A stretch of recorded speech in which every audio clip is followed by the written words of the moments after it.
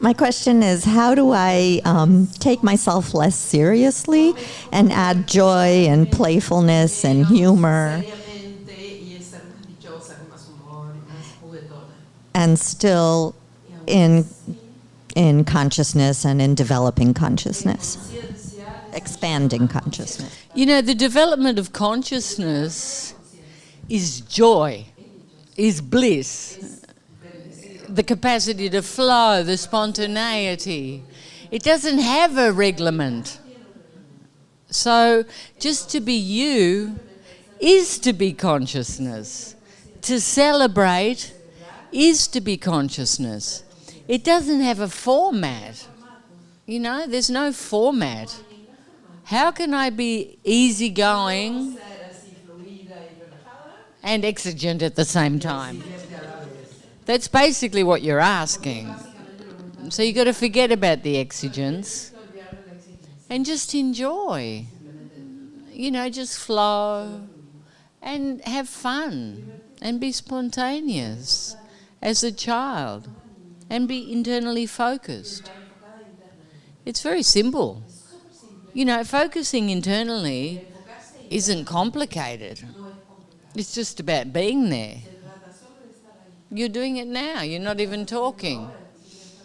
It's easy. You know, I'm here. I'm here. And I move into action. Yeah? Good. The question is, how can I put the limits outside without becoming controller? Which one is the difference? Because I get lost there. You have to see where you're coming from fear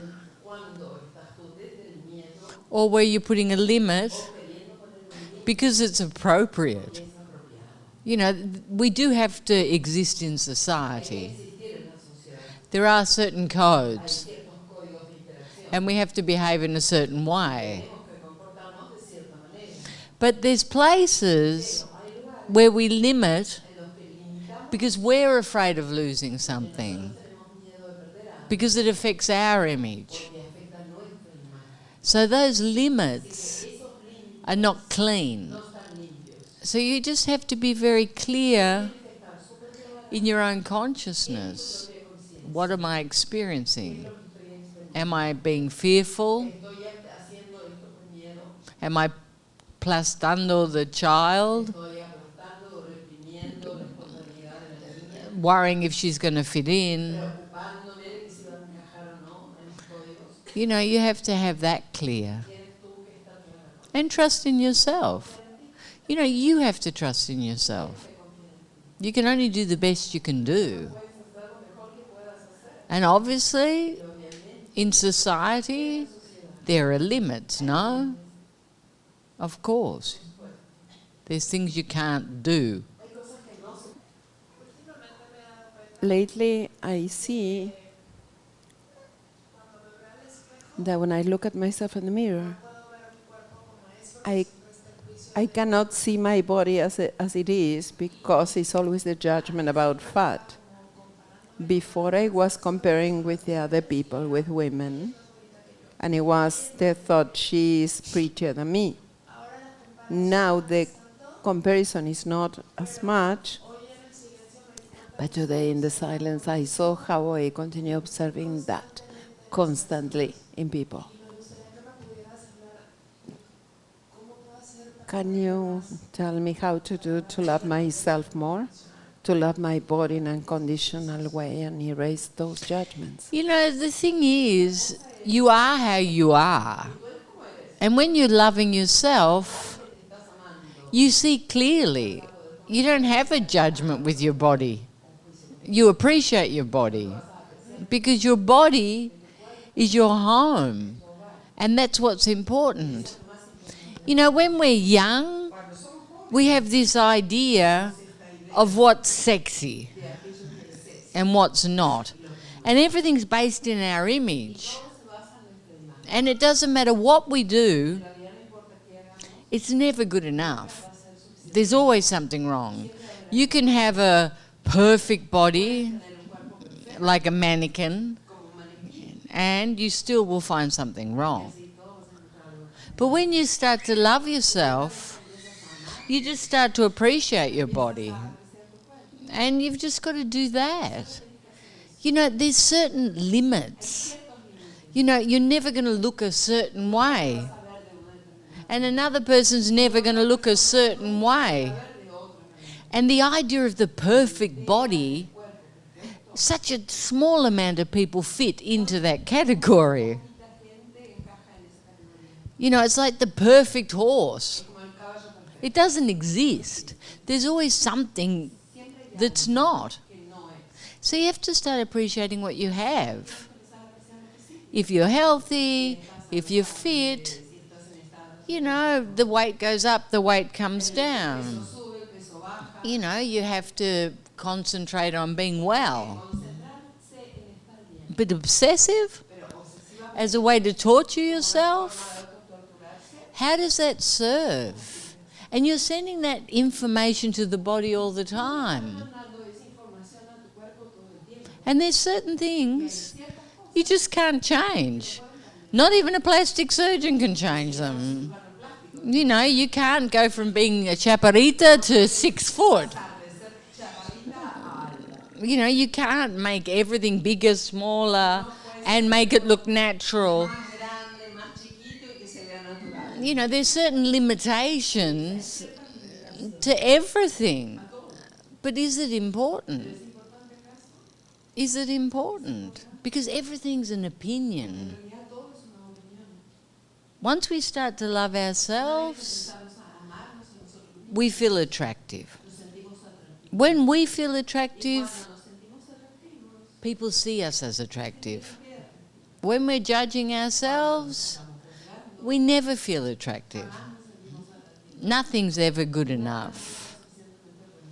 And the people on the outside look at that and can't believe that we have so many judgments with our bodies. And women are the worst, because we're giving this model of how we should look, depending on our country. You know, if you're Latin, you're meant to look like Jennifer Lopez. And if you're Australian, you're meant to look like Skippy the bush kangaroo. You know, there's all different ideas. And everyone has a different idea. But you're perfect exactly as you are. And stop. Stop. Stop the violence. Because truly, when you love yourself, the cellulite disappears. You can't even see it. Yeah, really.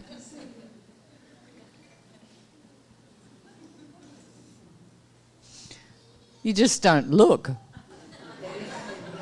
Yeah, you look at this angle. Looking good. Then you turn the light on.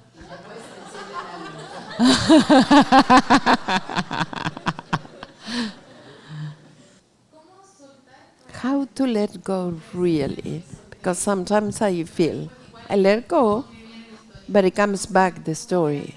So how to refresh easier? You know, you have to catch your drama. You say, I let something go, and then it comes back. But that's your drama.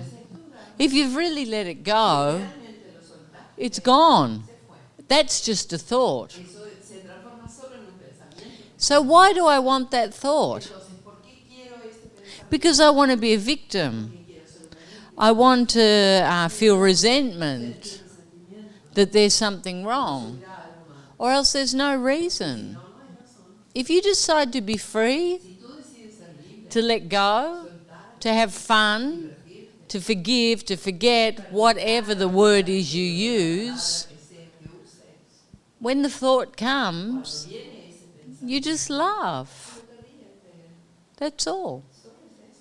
But you have to have the intention. And you have to see how humans love their victim. They love their resentment. They love their judgments. It entertains them. Do you see it? It's not fair. It shouldn't be like that. I deserve more. I should be loved more. I can do better. Like there's all these thought processes. And we're beyond that. You know, we're in a place of freedom to enjoy, to give, to take life as a game, but a fun game. Not a drama, not a war game. So keep choosing for that. And remember, this too will pass. You know, it's so funny, families, because they get into this venganza and drama and not talking to this one and not talking to that one and blah, blah, blah, blah, blah. But when the chips are down and someone's dying or there's some problem or someone criticises that's not in the unit, they all jump to defend. They all run to save. But they hold on to these stupid little dramas and cause angst all the time within their interpersonal relationships. Why? Because the big picture is the love. The love's always there. Below everything, the love's always there. My question is about, I don't have much patience. I have just a little bit. And it happens in the school a lot because for me it's everything there and it's just to do it. So when they stuck the effectiveness, I lose my patience. And I want to know how to develop more the patience. I don't know. I have zero patience. I think it's severely overrated. I want everything yesterday, quicker, faster, more, bigger, now, go. And everyone does. You know, the thing is you've got to stop suffering. You know, patience, it's not about patience. It's about not projecting yourself onto other people. You know, some people are highly effective. They have the capacity to multitask at the same time. And other people have different talents. So you've got to stop projecting your excellence and expecting the same from other people. You have to be loving in that way. So if you let go of the expectation, apparently that's patience. I just call it letting go of the expectation and appreciating what other people do. You know, different people have different personalities. Some people are super at organising everything. Some people are good at being in the star of the show. Some people are very patient and loving and giving, and they can sit for hours listening to other people. You know, every person has a different function. Some people are very analytical and capable of organising everything. You know, everyone has a different talent. So when do you become impatient? When they're not like you. They should understand. They should get it. But the facts are, they don't. It's that simple. I remember when I started working, within 3 months, I was the boss. And I was 15. And I was bossing everyone around because I was quick, very quick. I can do a million things at once. And by the time I was 16, we had no employees. I was the employee. And I did everything. which was great for my boss. He didn't have to pay any wages. But as I matured, I started to realise that everyone has a different function. And I have to appreciate that, not criticise that, not compare. Oh, you should be like this, you should be like that, how did you not? Because everyone has something perfect and beautiful to give. And some of those people appear to be a bit stupid. But then they're very talented in other areas. Okay, so see the ego and the need to be superior, the need to get annoyed.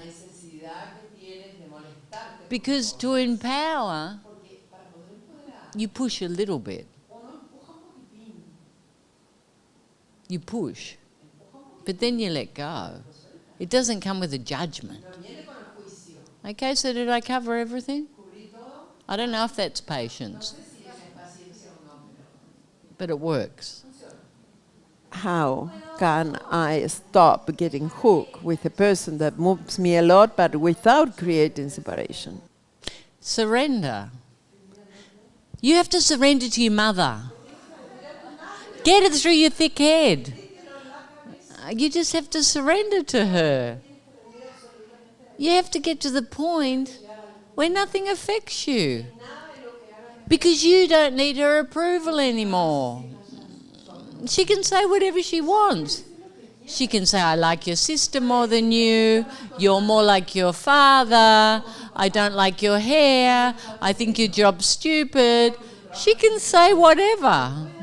And you just look at her with love and surrender. And you will be free. That's your key. Your key to be free. Because always you're looking for injustice. Trying to prove how she doesn't love you. How you're not good enough. And it's all in your head. Because your mother loves you. You're probably identical to your mother. And she doesn't love herself. So it's very hard for her to demonstrate how much she loves you.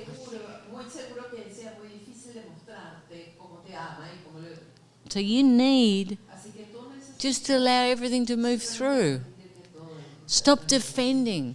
Stop insisting how great you are, or that you're doing it well, or she needs to appreciate you. Stop comparing. That will never heal it. So the key is surrender. And it's great to have a complicated mother. Because you can surrender, surrender, surrender, surrender, surrender. That's like jumping out of the plane without a parachute. It's very difficult, no? Because every button just gets pushed. And you just want to, I want to kill her! And you enjoy it too. Because then you get to complain. You ring your sister. You ring your friends. You tell your boyfriend. Whatever. Or your 20 boyfriend. I don't know how many you have at the moment.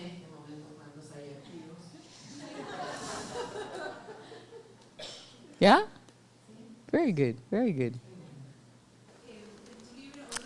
In one of the books you talk how your nana used to walk so many blocks to buy cheaper She was bananas. Scottish, it wasn't her fault. At some point I was raised like that. And I have still the chip. I live in Australia, I have good money, but suddenly I have the chip active. I cannot do that. And sometimes I have to shake myself that, yes, I can. Can you tell about Nana? You know, you have to start pushing the limits. You know, rich people are always rich. They can lose everything, but they'll create it again. Why? Because they feel entitled. They feel entitled. They don't even think about it. You know, they don't care if they overrun their credit cards. They don't care about anything. And yes, they go broke. But they make it again. And there's something that reflects in the universe. That internal abundance reflects. So if you're always penny pinching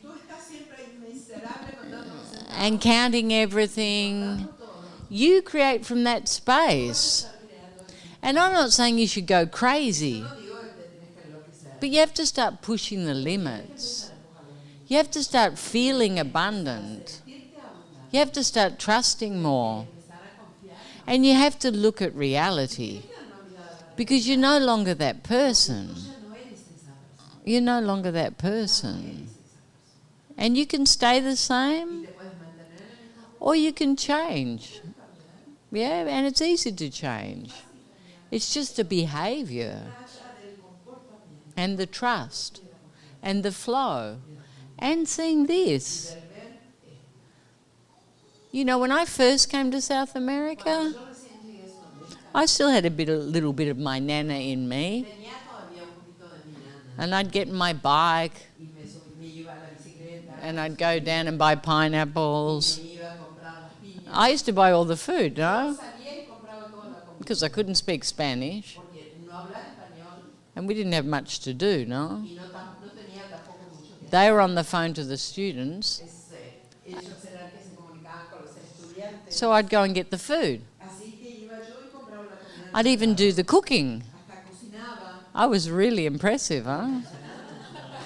But I'd do everything I could, and we didn't have any money in the beginning, till I sold my property. So I used to go and look for discount everything. You know, it was like that. But then I started to change. Through my consciousness, we started creating, and everything just exploded. So it's about pushing the limits. And it's not about being ridiculous, you know, but it's about always pushing the limits a bit more, bit more, bit more, bit more, until they don't exist anymore. And see that thing of Takanya, no? You know, my nana used to get in the plane, and she'd even take the sick bag.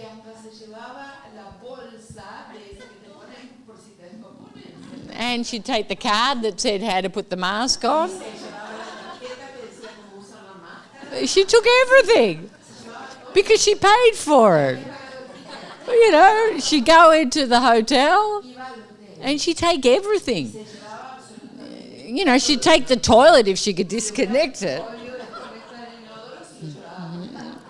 But, you know, she was Scottish and she came through the war. She came through the Depression.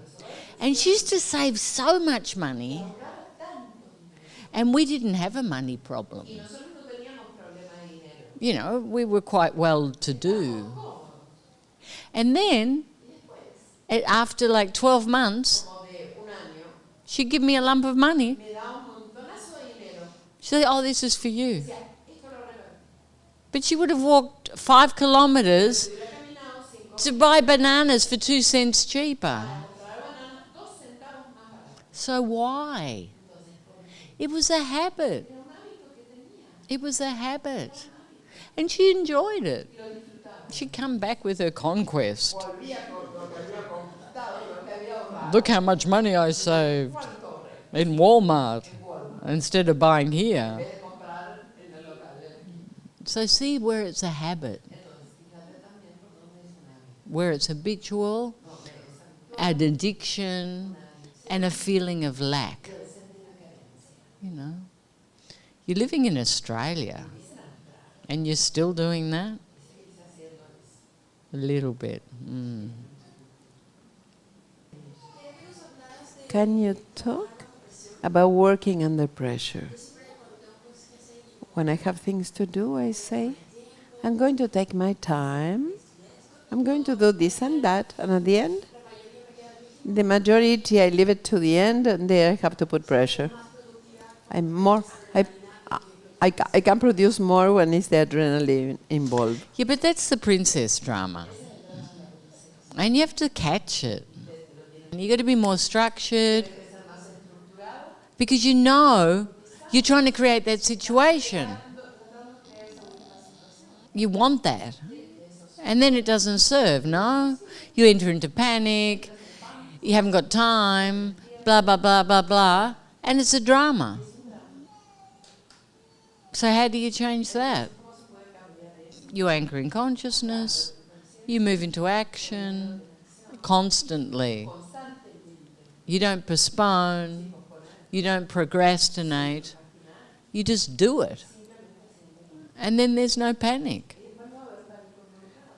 Stress represents success.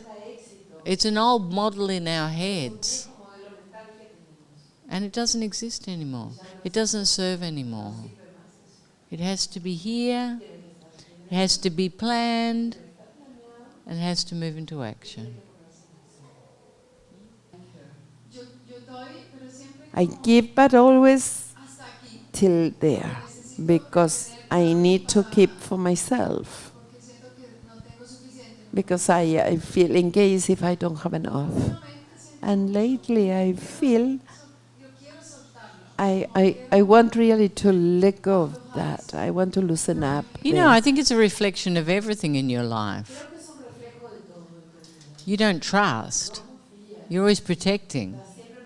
Money, partner, whatever. There's always that constant protection. So it comes from that space. It doesn't mean you have to give everything. But what you give easy. Because you feel abundant. Because you trust. You trust in the universe. You trust you'll create what you need. And you provoke. You provoke that through giving. It's just a habit. But you have to change it in every aspect of your life. Let go of the control. And trust your heart.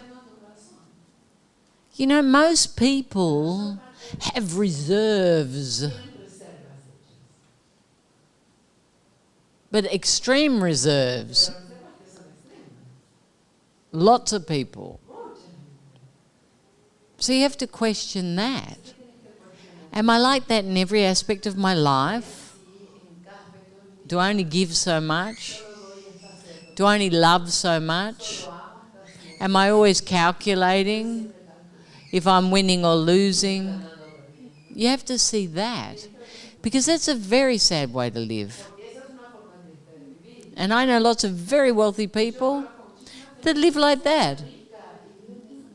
But in every aspect, always non-trusting, non-trusting, non-trusting. Always feel like they're getting ripped off. Or there's not enough love, not enough time, not enough money. Not enough. It's a classic victim. And you just have to learn to trust. That's it. That's it. And you'll create what you need. You always create what you need. I always see you. You must create it. Or no? Good, so trust more and you'll create more.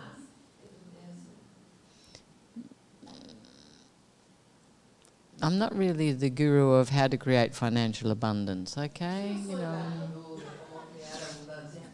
I'm the guru of how to create abundant love. Come visit our webpage for books, movies, and our wonderful retreat centers. Isha's simple yet powerful system is transforming lives around the world.